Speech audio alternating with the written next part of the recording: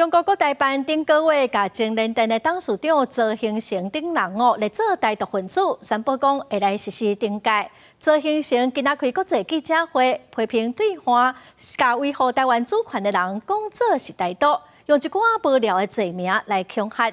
伊嘛请律师对国台办的主任、各发言人来提出告诉。